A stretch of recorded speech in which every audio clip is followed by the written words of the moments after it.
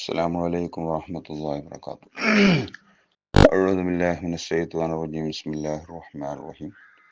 الحمد لله رب العالمين، الصلاة والسلام على أشرف المرسلين وعلى آله وصحبه ومن اتبعهم بإحسان إلى يوم الدين. أما بعد، اللهم اغفر لنا وارحمنا ولوالدينا ولمشايخنا ولأساتذتنا ولأزواجنا ولذرياتنا ولمن ماتوا منا ولإخواننا ولأخواتنا وللمصنفين الصالحين والعاملين والمصنفين المفسرين المحدثين والفقهاء والأئمة كلهم أجمعين. رب زدنا علما وحلما وفهما وعقلا وأدبا كاملا يا رب من خير وخير سعادة. آمين آمين برحمتك يا أرحم الراحمين. റഹ്മാൻ റഹീം റബ്ബ്, പരിശുദ്ധമായ ഈ റമദാൻ മാസം അതിൻ്റെ ഹക്ക് ജാബർക്കത്തുകൊണ്ട് നമ്മുടെ എല്ലാ പാപങ്ങളും വിട്ടുകൊടുത്ത് മാഫാക്കി തരട്ടെ. എല്ലാവിധ രോഗങ്ങളും പ്രയാസങ്ങളും ബുദ്ധിമുട്ടുകളും എല്ലാം ഇല്ലാതെയാക്കി അള്ളാഹു സുഖവും സൗഖ്യവും സമാധാനവും ഐശ്വര്യവും അള്ളാഹുത്തിന് പ്രദാനം ചെയ്യട്ടെ. അള്ളാഹു സുബ്ഹാനഹു നമ്മുടെ മാതാപിതാക്കൾ, ഉസ്താദുമാർ, ഭാര്യ സന്താനങ്ങൾ, സഹോദരി സഹോദരങ്ങൾ, അതുപോലെ നമ്മോട് ബന്ധപ്പെട്ടവരും സ്നേഹിച്ചവർ, സഹായിച്ചവർ, അതുകൊണ്ട് വസിയത്ത് ചെയ്തവർ, ശിഷ്യഗണങ്ങൾ, അവരുടെയും എല്ലാവിധ ദോഷങ്ങളും അള്ളാഹുതല വിട്ടുകൊടുത്ത് മാഫാക്കി കൊടുക്കട്ടെ. അവരുടെ എല്ലാവിധ രോഗങ്ങളും അള്ളാഹു ഷിഫയായി കൊടുക്കട്ടെ. അവർക്കും നമുക്കും അള്ളാഹു താല അവൻ്റെ താഴത്തിലായിട്ട് ആഫിയത്തോടുകൂടി ദീർഘായുസ്സ് പ്രദാനം ചെയ്യട്ടെ. അള്ളാഹു സുബ്ഹാനഹു വ തആല അവസാനം നമ്മുടെയും അവരുടെയും ആഖിബത്തും ഹാത്തിമ നന്നാക്കി തരട്ടെ. അള്ളാഹു സുബ്ഹാനഹു വ തആല ഇന്ന് ഗൾഫിൽ ഉടലെടുത്ത ആ പ്രതിസന്ധി എത്രയും പെട്ടെന്ന് അള്ളാഹു ഇല്ലാതെയാക്കി സമാധാനവും റാഹത്തും സന്തോഷവും അള്ളാഹു തആല പ്രദാനം ചെയ്യട്ടെ. ആമീൻ റഹ്മത്തിക യാ അർഹമർ റഹീം.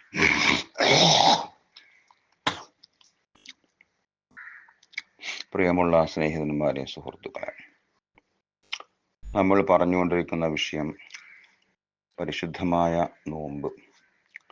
അത് മക്ബൂലായി തീരാനുള്ള നിബന്ധനകളും ഷർത്തുകളും പാലിക്കേണ്ട കാര്യങ്ങളുമാണ് നാം പറഞ്ഞു വന്നത്. 6 കാര്യങ്ങൾ നോമ്പ് മക്ബൂലാവാൻ നാം സൂക്ഷിക്കേണ്ടതുണ്ട് എന്ന് പറഞ്ഞു. അതിൽ 5ാമത്തെ കാര്യമാണ് നാം ഇന്നലെ ചർച്ച ചെയ്തുകൊണ്ടിരുന്നത്. ഹറാമായ ധനം കൊണ്ട് നോമ്പ് തുറക്കുന്നത് സൂക്ഷിക്കണം. അതുപോലെ തന്നെ ശുബ്ഹത്തായ ധനം കൊണ്ടും നോമ്പ് തുറക്കുന്നത് നാം സൂക്ഷിക്കേണ്ടതുണ്ട് എന്നാണ്. ഹറാമായ ധനം എന്നത് വലിയ അപകടകരമാണെന്നും അത് നോമ്പാണെങ്കിലും അല്ലാത്ത സമയത്തും നാം പ്രത്യേകം ഗൗനിക്കേണ്ടതും കണക്കിലെടുക്കേണ്ടതും സൂക്ഷിക്കേണ്ടതുമാണെന്നും ഞാൻ പറയുകയുണ്ടായി. കാരണം ഇസ്ലാമിനെ സംബന്ധിച്ചിടത്തോളം ഇസ്ലാമിൻ്റെ അടിത്തറ 3 ശുദ്ധികളാണ്. അതിലൊന്ന് ആത്മീയമായ ശുദ്ധിയാണ്. 2ാമത്തേത് സാമ്പത്തികമായ ശുദ്ധിയാണ്. 3ാമത്തേത് രക്തശുദ്ധിയാണ്. അത് രക്തശുദ്ധി ഉണ്ടാകണമെങ്കിൽ സാമ്പത്തിക ശുദ്ധി ഉണ്ടാവണം. സാമ്പത്തിക ശുദ്ധി ഉണ്ടായാലാണ് രക്തശുദ്ധി ഉണ്ടാവുക.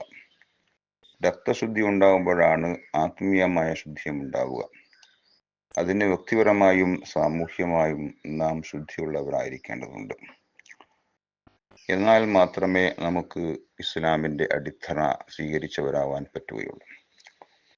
അതുകൊണ്ട് തന്നെ അക്കാര്യം വളരെ ശ്രദ്ധിക്കേണ്ടതുണ്ട്. മാത്രമല്ല, നമ്മുടെ അമലുകളൊക്കെ സ്വീകരിക്കപ്പെടണമെങ്കിൽ നാം കഴിക്കുന്ന ഭക്ഷണം ഹലാലായിരിക്കണം എന്നാണ്. ഇമാം ദൈലമി റളിയല്ലാഹു അൻഹു റിപ്പോർട്ട് ചെയ്ത ഹദീസിൽ കാണാം, ഇന്നലില്ലാഹി മലക്കൻ അലാ ബൈത്തുൽ മുഖദ്ദസി. ബൈത്തുൽ മുഖദ്ദസിന്റെ മുകളിൽ നിൽക്കുന്ന ഒരു മലക്ക് അള്ളാഹുവിനിക്കുണ്ട്. യുനാദി കുല ലീല, എല്ലാ രാത്രിയിലും ആ മലക്ക് വിളിച്ചു പറഞ്ഞുകൊണ്ടിരിക്കുകയാണ്, മൻ അകല മിനൽ ഹറാമി മറവത്തൻ, ഒരു പ്രാവശ്യം ഹറാം ഭക്ഷിച്ചവൻ ലായുഖബലു ലഹു അമലു 40 യൗമ, 40 ദിവസത്തെ അമല് അവനിക്ക് അള്ളാഹു സ്വീകരിക്കൂല, അവനിക്ക് സ്വീകരിക്കപ്പെടുകയില്ല എന്ന് ആ മലക്ക് ദിനേന എല്ലാ രാത്രിയും വിളിച്ചു പറഞ്ഞുകൊണ്ടിരിക്കുകയാണ്. അള്ളാഹു തആല തന്നെ ഖുർആനിൽ പറഞ്ഞ എന്താ, കുലൂ മിന ത്വയ്യിബാത്തി വഅമലു സ്വാലിഹാൻ. ഈ ഉപദേശമാണ് അംബിയാ മുർസലുകളോടും സത്യവിശ്വാസികളോടും അള്ളാഹു തആല ചെയ്തിട്ടുള്ളത്. കുലൂ മിന ത്വയ്യിബാത്തി, ഹലാലായത് നിങ്ങൾ ഭക്ഷിക്കുക, എന്നിട്ട് വഅമലു സ്വാലിഹായ കർമ്മങ്ങൾ ചെയ്യുക. അപ്പൊ ഹലാല് ഭക്ഷിച്ചതിന്റെ ശേഷമായിരിക്കുക സ്വാലിഹ് ചെയ്യുന്നത്. ആ സ്വാലിഹി അള്ളാഹു തആല സ്വീകരിക്കുള്ളൂ, അള്ളാഹിന്റെ അടുക്കൽ മക്ബൂലാവുകയുള്ളൂ. ഇമാം അഹ്മദ് റളിയല്ലാഹു റിപ്പോർട്ട് ചെയ്ത ഹദീസിൽ കാണാം, മനിഷ്തറാ സൗബൻ, ഒരാൾ ഒരു വസ്ത്രം വാങ്ങി ബി 10 ദിർഹമിന്, 10 ദിർഹം വില കൊടുത്ത ഒരാൾ ഒരു വസ്ത്രം വാങ്ങി. വഫീ സമനിഹി ദിർഹമുൻ ഹറാമുൻ. ആ 10 ദിർഹം അവൻ വില കൊടുത്തതിൽ ഒരു ദിർഹം ഹറാമായതുണ്ടായിരുന്നു. ഒരൊറ്റ ദിർഹം ഹറാമായതുണ്ടായിരുന്നു. 9 ദിർഹമും ഹലാലായതാണ്. ഒരു ദിർഹം ഹറാമായതുമാണ്. ആ നിലക്ക് 10 ദിർഹം നൽകിയിട്ട് ഒരാൾ ഒരു വസ്ത്രം വാങ്ങിയാൽ ലൻ തുഖ്ബലുഹു സലാത്തുൻ, അവന്റെ നിസ്കാരം സ്വീകരിക്കപ്പെടൂല. മാദാമ അലൈഹി ഷൈഉം മിന സൗബി, ആ വസ്ത്രത്തിൽപ്പെട്ട ഒരു കഷ്ണം അവന്റെ മേൽ ഉണ്ടാവുന്ന കാലത്തോളം, ആ വസ്ത്രത്തിൽപ്പെട്ടതായ ഏതെങ്കിലും ഒരു കഷ്ണമോ ഒരു വസ്തുവോ അവന്റെ ശരീരത്തിൽ ഉണ്ടാകുന്ന കാലത്തോളം അവനക്ക് നിസ്കാരം സ്വീകരിക്കപ്പെടൂല എന്ന് അല്ലാഹുവിന്റെ റസൂൽ പറഞ്ഞ ഹദീസ് ഇമാം അഹ്മദ് റളിയല്ലാഹു അൻഹു റിപ്പോർട്ട് ചെയ്തിട്ടുണ്ട്. അതുപോലെ തന്നെ നമുക്കെല്ലാം അറിയാം, നാം ചെയ്യുന്ന ദുആ ഒരു മുഅ്മിനെ സംബന്ധിച്ചിടത്തോളം അവൻ ഏറ്റവും വലിയ ആയുധവും അവന്റെ എല്ലാ പ്രശ്ന പരിഹാരത്തിനും ഉതകുന്നതുമായ ഒരു കാര്യം ദുആയാണല്ലോ. ദുആ കൊണ്ടാണല്ലോ മുഅ്മിനീങ്ങൾ പിടിച്ചു നിൽക്കുന്നത്. ആ ദുആ അല്ലാഹു തആല സ്വീകരിക്കണമെങ്കിലും ഹലാൽ ഭക്ഷിക്കുന്നവരായിരിക്കണം. ഹറാം ഭക്ഷിക്കുന്നവരുടെ ദുആക്ക് ഉത്തരം ലഭിക്കില്ല എന്നാണല്ലോ നമുക്കറിയാം.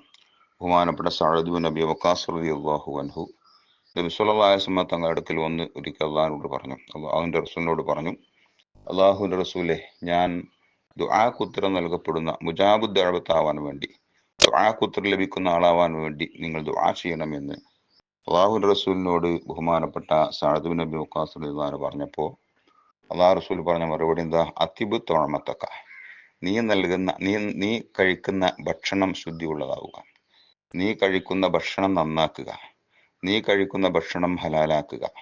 എന്നാ തുജബ് ദഅവതുക, നിന്റെ ദുആക്ക് ഉത്തരം കിട്ടും. ഞാൻ പ്രത്യേകം ദുആ ചെയ്യേണ്ട ആവശ്യമില്ല. നീ കഴിക്കുന്ന ഭക്ഷണമല്ല, നീ കഴിക്കുന്ന ഭക്ഷണം, ആ ഭക്ഷണത്തെ നീ നന്നാക്കുകയും അതിനെ ഹലാലാക്കുകയും ശുദ്ധമാക്കുകയും ചെയ്യുക. എന്നാൽ നിന്റെ ദുആക്ക് ഉത്തരം ലഭിക്കും. ഞാൻ ദുആ ചെയ്യേണ്ട ആവശ്യമില്ല എന്ന് അല്ലാഹു റസൂൽ പറഞ്ഞതായ ഹദീസ് ഇമാം ദൈലമി തങ്ങൾ റിപ്പോർട്ട് ചെയ്തതായിട്ട് കാണാം. അതുപോലെ തന്നെ മറ്റൊരു ഹദീസിൽ കാണാം, അല്ലാഹു റസൂൽ പറയുന്നു, അൽ ഇബാദത്തു അശ്റത്തു അജ്സാഇ, അള്ളാഹുവിനക്ക് ചെയ്യുന്ന ആരാധന എന്നത് 10 ഭാഗങ്ങളാണെങ്കിൽ, 10 ഭാഗങ്ങളാണ് ഇബാദത്ത് എങ്കിൽ തിസ്അത്തു മിൻഹ, അതിൽ 9 ഭാഗവും ഫി ത്വലബിൽ ഹലാലി, ഹലാലിനെ തേടുന്നതിലാണ്. ഇബാദത്തുകൾ ആകെ 10 ഭാഗം വിചാരിച്ചോളി. എന്നാൽ ആ 10 വിഭാഗത്തിൽ നിന്ന് 9ഉം ഹലാലിനെ തേടുന്ന കാര്യത്തിലാണ് എന്ന് ബഹുമാനപ്പെട്ട റസൂലുള്ളാഹി സ്വല്ലല്ലാഹു അലൈഹി വസല്ലം പറഞ്ഞിട്ടുണ്ട്. അപ്പോൾ ചുരുക്കി പറഞ്ഞാൽ ആരാധനയുടെ 90% നാം സൂക്ഷിക്കേണ്ടത് ഹലാലിനെ തേടുന്ന കാര്യത്തിലാണ് എന്നാണ്. അതുകൊണ്ടാണല്ലോ ഒരിക്കൽ സിദ്ദീഖ് റളിയല്ലാഹു അൻഹു അബദ്ധത്തിൽ ഹറാമായൊരു പാല് കുടിച്ചുപോയി. അദ്ദേഹത്തിന്റെ അടിമ അദ്ദേഹത്തിന്റെ അടുക്കിലേക്ക് ഒരു പാല് കൊണ്ടുവന്ന് കൊടുത്തു. അദ്ദേഹം അതിനെക്കുറിച്ച് കൂടുതൽ അന്വേഷിക്കാതെ കുടിക്കുകയും ചെയ്തു. കുടിച്ചതിന്റെ ശേഷം ആ അടിമ പറഞ്ഞു, ബഹുമാനപ്പെട്ടവരെ, ഈ പാല് എനിക്ക് എങ്ങനെ കിട്ടി നിങ്ങൾക്ക് അറിയുമോ എന്ന്. അയാളൊരു സന്തോഷത്തിന് വേണ്ടി ഒരു പൗർ എന്നതിലൊക്കെ ചോദിച്ചതാണ്. നിങ്ങൾക്കറിയുമോ എന്ന് ചോദിച്ചപ്പോൾ സിദ്ദീഖ് റളിയല്ലാഹു പറഞ്ഞു, എനിക്കറിയില്ല. എങ്ങനെ ലഭിച്ചു എന്ന് ചോദിച്ചപ്പോൾ അദ്ദേഹം പറഞ്ഞു, ഞാൻ കഹാനത്ത് ജോത്സ്യപ്പണി ചെയ്യുന്ന ആളായിരുന്നു. ജാഹിലിയ കാലത്ത് ഒരാൾക്ക് ഞാൻ കഹാനത്ത് ചെയ്തു കൊടുക്കുകയും ജോത്സ്യപ്പണി ചെയ്തു കൊടുക്കുകയും അതിൽ അവനിക്ക് വല്ലാത്തൊരു ഉപകാരം ലഭിക്കുകയും ചെയ്തപ്പോൾ അതിന്റെ പ്രതിഫലമായിട്ട് അവൻ എനിക്ക് നൽകിയതാണെന്ന് പറഞ്ഞപ്പോൾ ബഹുമാനപ്പെട്ടവർ അതോടുകൂടി തന്നെ തൻ്റെ കൈവിരലുകൾ വായിലേക്ക് ഇട്ട് ആ കഴിച്ച എല്ലാ പാലും അദ്ദേഹം ഛർദ്ദിച്ച് കളയുകയാണ് ചെയ്തത്. എന്നിട്ടും അദ്ദേഹത്തിന് വിശ്വാസം വരാതെ അതിൽ വല്ലതും അവശേഷിച്ചിട്ടുണ്ടാകുമോ, അതിൽ വല്ലതും വയറ്റിൽ ബാക്കി വന്നിട്ടുണ്ടാകുമോ എന്ന് ഭയപ്പെട്ടിട്ട് അദ്ദേഹം കരഞ്ഞുകൊണ്ട് അള്ളാഹുവിനോട് ദുആ ചെയ്തു, അല്ലാഹുമ്മ, പടച്ചവനെ, ഇന്നീ അഴത്തതൊരു വിലയിക്ക, ഞാൻ നിന്നിലേക്ക് മാപ്പിന് അപേക്ഷിക്കുന്നു, ഞാൻ നിന്നിലേക്ക് ഉതിർ ബോധിപ്പിക്കുന്നു, മിമ്മ ഹമലത്തിൽ ഉറൂഖ്, എൻ്റെ ഞരമ്പുകൾ ചുമന്നതിനെ തൊട്ട്, എൻ്റെ ഞരമ്പുകളിലേക്ക് ഈ പാലിൻ്റെ വല്ല അവശിഷ്ടങ്ങളോ മറ്റോ എത്തിയിട്ടുണ്ടെങ്കിൽ അതിനെ തൊട്ട് റബ്ബെ ഞാൻ നിന്നോട് മാപ്പിന് അപേക്ഷിക്കുന്നു.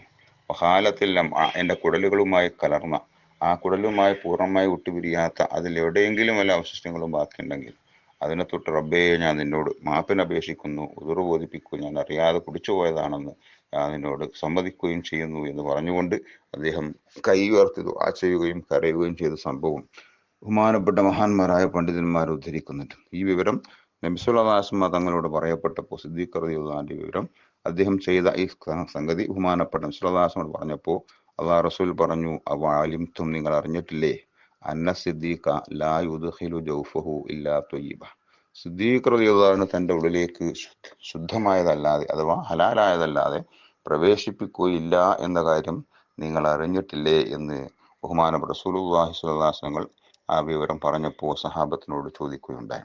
ബഹുമാനപ്പെട്ട സുഫിയാൻ സൗരി റളിയല്ലാഹു അൻഹു പറയുന്നു, ഹറാമായ ധനം, ആ ധനം കൊണ്ട് സദക്ക ചെയ്താൽ അതിന് കൂലിയില്ല. നാം അത് പള്ളിയിലേക്കോ മദ്രസയിലേക്കോ മറ്റു പാവങ്ങൾക്കോ ഒന്നും സദക്ക ചെയ്താൽ അതിന് കൂലിയില്ല. അദ്ദേഹം പറയാണ്, മൻ അൻഫഖൽ ഹറാമ ഫീ തആത്തിൻ, ഹറാമായ ധനം വല്ല ആരാധനകളിലും പുണ്യകർമ്മങ്ങളിലും ഒരാൾ ചെലവഴിച്ചാൽ, ഏതെങ്കിലും ഒരു പുണ്യകർമ്മത്തിന് വേണ്ടി പള്ളിയെടുക്കാനോ മദ്രസ എടുക്കാനോ സാധു സംരക്ഷണത്തിനോ ഏതെങ്കിലും ഒരു പുണ്യകർമ്മത്തിന് ഹറാം ചെലവഴിച്ചാൽ, കാന കമൻ തഹറ സൗബിൽ മുത്തനജിസ ബിൽ ബൗലി, മുത്തനജിസായ വസ്ത്രം മൂത്രം കൊണ്ട് ശുദ്ധിയാക്കുന്നത് പോലെയാവുന്നു. മുത്തനജിസായ ഒരു വസ്ത്രത്തിനെ മൂത്രം കൊണ്ട് ശുദ്ധിയാക്കി എങ്ങനെ ഉണ്ടാവും? മുത്തനജിസായ വസ്ത്രം എന്ന് പറയുമ്പോൾ ആ വസ്ത്രത്തിൽ ഏതെങ്കിലും ഒരു തലക്കൽ ഏതെങ്കിലും ഒരു ഭാഗത്ത് ചെറിയ നജസായിട്ടുണ്ടാവും. ആ നജസായ വസ്ത്രത്തിനെ മൂത്രത്തിൽ മുക്കിയിട്ട് ശുദ്ധീകരിക്കാൻ വേണ്ടി മെനക്കെട്ടാൽ ഉള്ളതിനേക്കാൾ കൂടുതൽ കൂടുതൽ കൂടുതൽ നജസായി മാറുകയല്ലാതെ അതുകൊണ്ട് വല്ല ഫലവും കിട്ടുമോ? അതുപോലെ ഹറാമായ ധനം സംഭരിച്ചുകൊണ്ട് ആ ഹറാമിനെ ത്വാത്തിൽ പുണ്യകർമ്മങ്ങളിലും ഇബാദത്തായ കാര്യങ്ങളിലും ഉപയോഗിക്കുകയാണെങ്കിൽ, അള്ളാഹ്ക്ക് വഴിപ്പെടുന്ന കാര്യത്തിൽ ചെലവഴിക്കുകയാണെങ്കിൽ അത് കൂടുതൽ കൂടുതൽ അപകടവും കുറ്റവും ദോഷവും അവനിക്ക് ഉണ്ടാക്കുമെന്നല്ലാതെ യാതൊരു കാര്യവും അതുകൊണ്ട് കിട്ടില്ല. അതുപോലെ തന്നെ ആ ഹറാമായ ധനം കൊണ്ട് നാം നമ്മുടെ കുടുംബത്തിൽപ്പെട്ടവർക്ക് ചിലവ് കൊടുക്കാൻ വേണ്ടി അത് ചെലവഴിച്ചാലോ അതിൽ യാതൊരു ബർക്കത്തും ഉണ്ടാവുകയില്ല. നേരത്തെ ഞാൻ പറഞ്ഞതുപോലെ നമ്മുടെ പിൻതലമുറക്ക് വരെ അതിൻ്റെ ദൂഷ്യവും അതിൻ്റെ കേടും സംഭവിക്കുമെന്ന കാര്യത്തിൽ സംശയമില്ല. ഇനി ഹറാമായ ധനം നാം സൂക്ഷിച്ചു വെച്ചാലോ, അത് ചെലവഴിക്കാതെ, കുടുംബത്തിന് ചെലവ് കൊടുക്കാതെ, അല്ലെങ്കിൽ ദാനധർമ്മങ്ങളൊന്നും ചെയ്യാതെ അത് നമ്മൾ സൂക്ഷിച്ചു വെച്ചാൽ അത് നരകത്തിലേക്കുള്ള നമുക്കുള്ളൊരു ഭക്ഷണമായി മാറുകയും നരകത്തിലേക്കുള്ള ഒരു വിറകായി മാറുകയും ചെയ്യുമെന്ന കാര്യവും നമ്മൾ പ്രത്യേകം ശ്രദ്ധിക്കേണ്ടതുണ്ട്. ഇങ്ങനെയെല്ലാം വളരെ ഗൗരവമുള്ള കാര്യമാണ് ഹറാമായ ഹറാമായ ധനത്തിനെ ഭക്ഷിക്കുക, അത് ഉപയോഗിക്കുക എന്നത്. അതുകൊണ്ടാണ് നബിസ്വല്ലല്ലാഹു പറഞ്ഞത്, മൻ തലബ ദുന്യ, ഒരാൾ ദുന്യാവിനെ തേടിയാൽ ഫി ഹലാലിൻ, ഹലാലായ നിലക്ക്, ഫി അഫാഫിൻ, പവിത്രതയോടുകൂടെ പരിശുദ്ധമായ നിലക്ക്, ഹലാലായ നിലക്ക് ഒരാൾ ദുന്യാവിനെ തേടിയാൽ, കാന ഫി ദറജത്തി ശുഹദായി, അവൻ ശുഹദാഇന്റെ പദവിയിലും ശുഹദാഇന്റെ സ്ഥാനത്തുമായിരിക്കും. ഷഹീദിന്റെ പ്രതിഫലം അവനിക്കുണ്ടെന്ന് നബി സല്ലല്ലാഹു അലൈഹി വസല്ലം പറഞ്ഞത് അടിസ്ഥാനത്തിലാണ്. അതുകൊണ്ട് തന്നെയാണല്ലോ ഇമാം അഹ്മദ് ബിൻ ഹംബൽ റളിയല്ലാഹു അൻഹു ഹറാമായ ഒരു ഭക്ഷണം ഒരാളെ കടലിലേക്ക് വലിച്ചെറിഞ്ഞതിനാൽ, കടലിലേക്ക് ഒഴുക്കിയതിനാൽ അത് കാരണമായിട്ട് മഹാനവറുകൾ 2 കൊല്ലത്തോളം കടൽ മത്സ്യങ്ങൾ ഭക്ഷിച്ചിട്ടില്ല എന്ന ചരിത്രം പറയുന്നത്. അദ്ദേഹത്തോട് കാരണം ചോദിച്ചപ്പോൾ അദ്ദേഹം പറഞ്ഞത്, ആ ഹറാമായ ഭക്ഷണം കടലിലേക്ക് മറിച്ചപ്പോൾ ആ ഭക്ഷണം ഏതെങ്കിലും ഒരു മീൻ തിന്ന് അതിൻ്റെ വയറ്റിൽപ്പെട്ടിട്ടുണ്ടെങ്കിൽ ആ മീനിനെ ഞാൻ ഭക്ഷിച്ചാൽ ഞാൻ ഹറാം ഭക്ഷിച്ചവനായി മാറുകയില്ലേ എന്നുള്ള കാരണം പറഞ്ഞുകൊണ്ട് അതിസൂക്ഷ്മതയ്ക്ക് വേണ്ടി മഹാനവറുകൾ 2 വർഷത്തോളം കടൽ മത്സ്യങ്ങൾ ഭക്ഷിച്ചിട്ടില്ല എന്നും ചരിത്രങ്ങൾ കാണാം. ഇങ്ങനെയൊക്കെ മഹാന്മാർ സൂക്ഷിച്ച, വളരെയധികം സൂക്ഷിക്കപ്പെടേണ്ടതുമായ ഒരു കാര്യമാണ് ഹറാമായ ധനം എന്ന് നാം പ്രത്യേകം ശ്രദ്ധിക്കുക. ഏതൊക്കെയാണ് ഹറാമായ ധനങ്ങൾ? നിരവധിയുണ്ട് ഹറാമായ ധനങ്ങൾ. പലിശ വാങ്ങലും കൊടുക്കലും വളരെ തെറ്റാണ്, നമുക്കറിയാലോ. ദിർഹമുൻ യഖുദുഹു റിബ, യഖുദുഹു മിന റിബ, പലിശയായിട്ട് നമ്മൾ വാങ്ങുന്ന ഒരു പൈസ, 1 രൂപ, അത് 33 പ്രാവശ്യം വിഭജിക്കുന്നതിനേക്കാളും കഠിനമാണെന്ന് നബി സല്ലല്ലാഹു അലൈഹി വസല്ലം പറഞ്ഞ ഹദീസിൽ പറഞ്ഞിട്ടുണ്ട്. അതുപോലെ തന്നെ സകാത്ത് കൊടുക്കാതെ, സകാത്ത് നിർബന്ധമായ ധനം നമ്മൾ ഭക്ഷിച്ചാൽ അത് ഹറാം ഭക്ഷിക്കലാണ്. ഒരു ധനത്തിൽ സക്കാത്ത് നിർബന്ധമായിട്ടുണ്ടെങ്കിൽ അതിന് സക്കാത്ത് കൊടുക്കന്നെ വേണം. നമ്മുടെ കച്ചവട പീടികയിൽ സക്കാത്ത് നിർബന്ധമായിട്ടുണ്ടെങ്കിൽ ആ പീടികയിൽ അത് കൊടുക്കന്നെ വേണം. ഇല്ലാതെ അതിൽ നിന്ന് കിട്ടുന്ന വരുമാനം അത് ഹറാമാണ്, അത് ഹലാൽപ്പെടുകയില്ല. അപ്പൊ സക്കാത്ത് കൊടുക്കാത്ത ധനം അതും ഹറാമിൽ പെട്ടുപോകും. അതുപോലെ തന്നെ നിബന്ധനകൾ പാലിക്കാത്ത കച്ചവടം ചെയ്താൽ അതിനും അവൻ ഹറാമിൽ ഭക്ഷിക്കുന്നവനാവും. ഉദാഹരണം, ഒരു സാധനങ്ങൾ വിൽക്കുമ്പോൾ ആ സാധനത്തിൽ ഇന്നാലിന്ന ന്യൂനത ഉണ്ട്, അതിന് ഇന്നാലിന്ന കുറവുണ്ട് എന്നറിഞ്ഞതോടുകൂടെ അത് മറച്ചു വെച്ചുകൊണ്ട് വാങ്ങുന്നവനെ വഞ്ചിച്ചുകൊണ്ട് അവനിക്ക് വിൽക്കുന്ന സമ്പ്രദായം അത് ഹറാമാണ്, അത് കുറ്റകരമാണ്. അതിൽ നിന്ന് കിട്ടുന്ന ധനം ഹറാമായ ധനത്തിൽ പെട്ടുപോകും. അതുപോലെ തന്നെ ബൈ ഉൽ ഉറുബൂൻ എന്ന് പറയുന്ന ഒരു കച്ചവടമുണ്ട്, അച്ചാര കച്ചവടം എന്ന് പറയും. അച്ചാര കച്ചവടം എന്ന് പറഞ്ഞാൽ എന്താ? ഒരു കച്ചവടം നടക്കുമ്പോൾ മുൻകൂറായി ഒരു സംഖ്യ നമ്മൾ വാങ്ങുന്നവന്റെ ഒക്കൽ നിന്ന് മുൻകൂറായിട്ട് ഒരു സംഖ്യ വാങ്ങുക. ഇനി ആ കച്ചവടം നടക്കുകയാണെങ്കിൽ, അത് ഇല്ലാതെയാവാതെ നടക്കുകയാണെങ്കിൽ, സ്ഥിരപ്പെടുകയാണെങ്കിൽ ആ വാങ്ങിയ സംഖ്യ അതിന്റെ വിലയിലേക്ക് പരിഗണിക്കും, ബാക്കി കൊടുത്താൽ മതി.